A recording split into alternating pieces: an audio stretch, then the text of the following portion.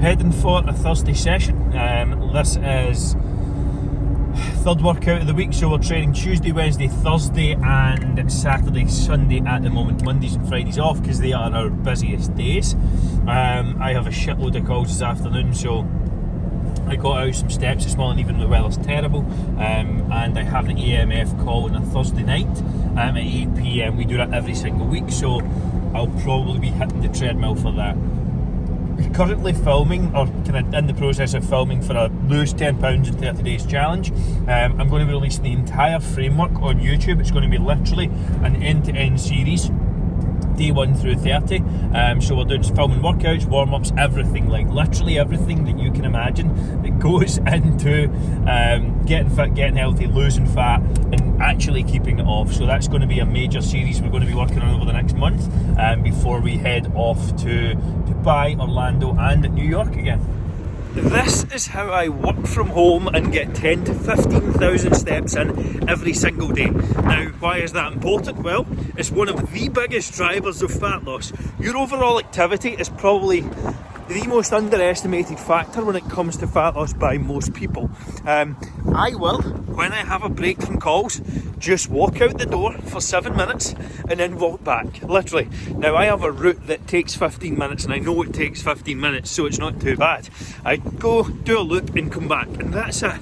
And I do that 2 or 3 times per day as a minimum. I always do a morning walk as well, so I generally get about 45 to 60 minutes of walking in per day, and that gets me easily 10 to 15,000 steps just by chunking it down into small 15-minute segments. It makes it really easy to hit, really attainable, and something that works for me and my schedule and the level of busyness I have. So be smart, chunk your day up as much as possible and you'll get more work done and it'll make it easier to hit as well.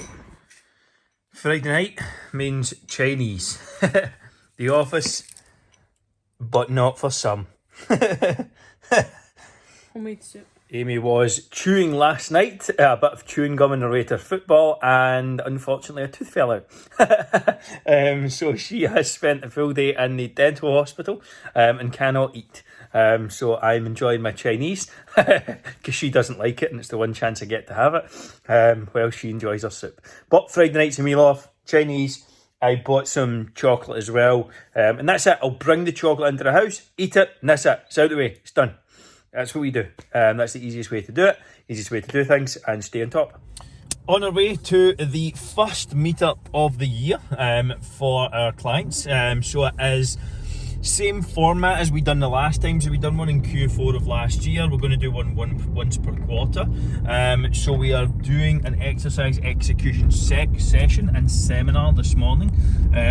I've picked out 7 exercises. We're going to be running over them, so one for each part of the body, and running over the exercise execution of them to make sure that everyone's absolutely maximising what they're doing in terms of their sessions. Yes, we are a remote online fitness coaching company, but the goal is also to bring people together. So we're also going to go out for a meal and stuff afterwards. We have an Italian booked, so we'll see who orders the pasta and the pizza and everything else. I will most likely order a pizza, because that's what I enjoy. But yeah, really looking forward to the day. We have about, I think, 10 of us going to be there today, which is pretty good considering we have clients in every corner of the globe. But I think the vast majority are from the UK, or maybe 40-ish%. So yeah, really looking forward to today. And yeah, we're going to have a good one. I'll throw some clips in here as well of walking through the sessions, walking through the exercises, and hopefully you take something from it. Loading up the bar and just using the weight to drop yourself into a position, you're going to put yourself at firstly higher risk of injury. So the key with anything is to actually test your range of motion first. Now this is more difficult to do, but let's do it with jogging. So jogging, hands up like this, just straight out like this. So as if you're benching, bent arms like that. And then what you want to think about, and you'll hear me mention it in the exercise execution videos inside the app. The first thing he should be doing is retracting his scapula. So squeezing his shoulder blades down and back and squeezing them together. You want to think about contracting everything elbow to elbow. Literally everything here. Why? Because that gives you a stable platform to press on. If you're unstable at your back, if it's not contracted, you've not got a stable platform to push on. If you're stable, if you're solid, you actually can generate more force the other direction, which is the goal of any exercise. An exercise is just a movement pattern with load. So you want to give yourself the best possible opportunity, the best possible opportunity to push in the opposite direction with as much stability as possible. And how he's going to do that in a bench press is by contracting everything elbow to elbow, squeezing his shoulder blades, and then pressing. Because again, if he's stable in here and secure, he's got a good platform to press against. So Pav's the same as me. So high, and you see some people put the bar right low here, but it's just whatever's most comfortable for you. So with a squat, shoulder width apart, so feet slightly out. And again, when you're squatting, you want to think about, where do my knees naturally want to go? Your knees will most likely naturally want to go slightly outwards. So externally rotating your feet a little will actually help you get slightly deeper in the movement as well. So externally rotating your feet, and then again sitting down into the squat rather than trying to lean forward. Another cue for this, similar to the bench press, is your feet aren't going anywhere. They're not going to move, it's not like a lunge or anything like that. So the same as the bench press, you squeeze your hands in. Here, you want to pull your feet apart, as if you're actually trying to rip your feet and do a split. Now, don't do it on the sliding floor or anything, but just make sure that you can do it with some stability. So Pav, sit down into the movement as far as you can go, keep your chest up. Pav can go relatively deep. You will sometimes, you will get some forms. What happens is when you go flat position, arms over elbows. Yep, just slightly wide. If you go too far down, you kind of. Maybe we got in. Yeah, just to go. Let's come forward. Slide yourself forward. If you kind of do the each, then you end up with. Just where you're coming to, just parallel the spine.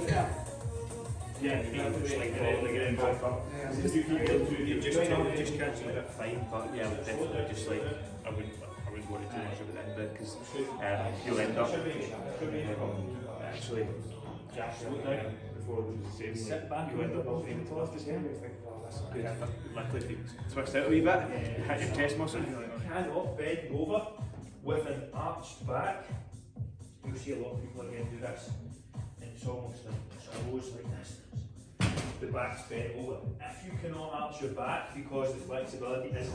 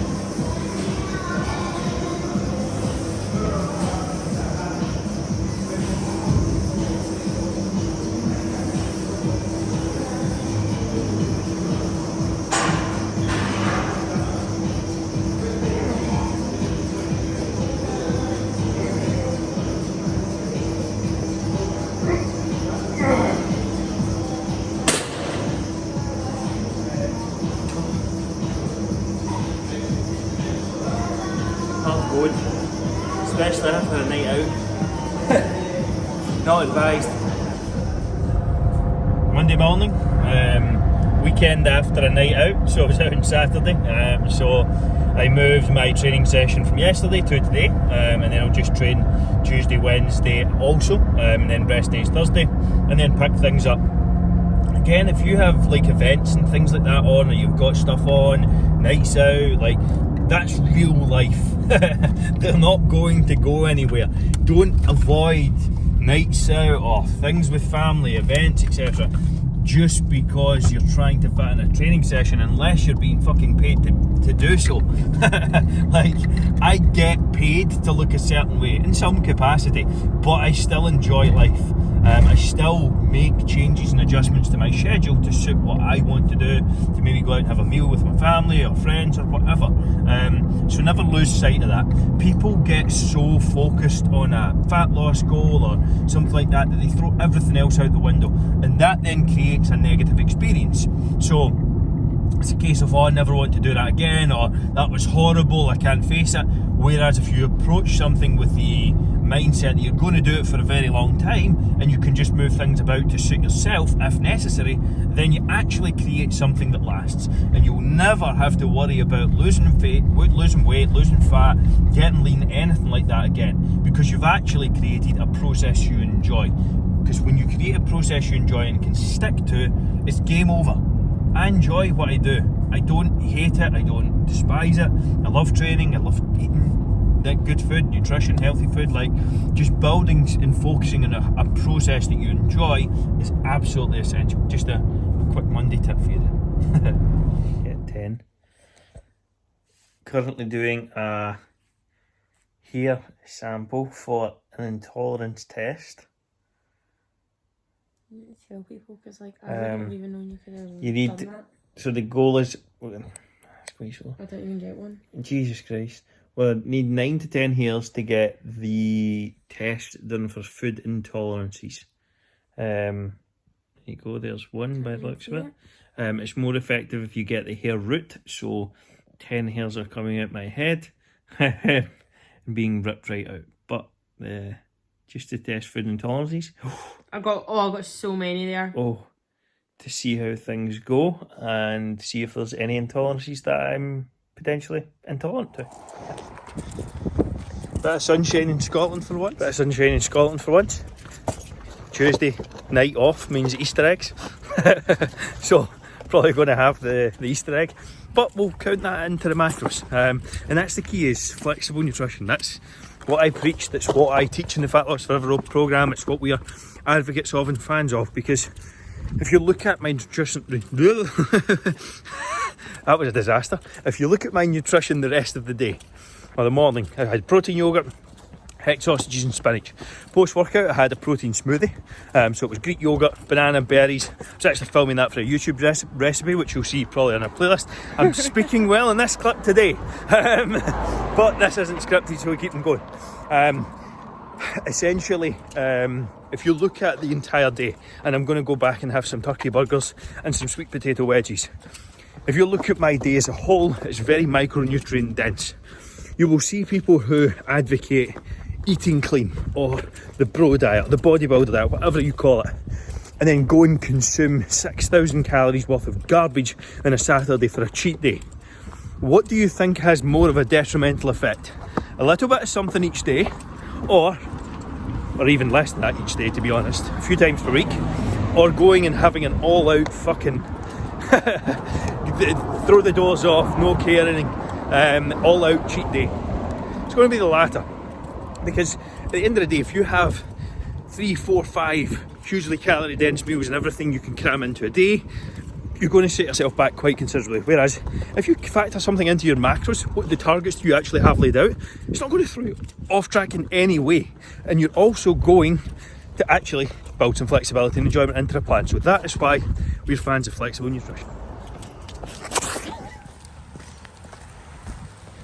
There has to be a conscious effort around activity every single day. So for once it's actually not raining in Scotland, which means of course we're out a lot. But I will generally just plan in maybe 3 15-minute blocks throughout the day. If you're struggling to do that, then front load your day. Try and get it done before work, try and get it in your lunch break, try and get it done at times that you've not got stuff on. For example, in the afternoon I'm mainly on calls because I can't really focus too much on getting big tasks done anymore. My mental energy's kind of gone for the day. So what I will do is use the afternoon, where in between calls I can just go out and walk. And I literally walk out the door 5 minutes and walk back, or 10 minutes and walk back, whatever it is. At the end of the day, activity is one of the biggest drivers of fat loss. So set a target, set your step goal and get to work. Simple as that, and chunk it down will make your life so much easier.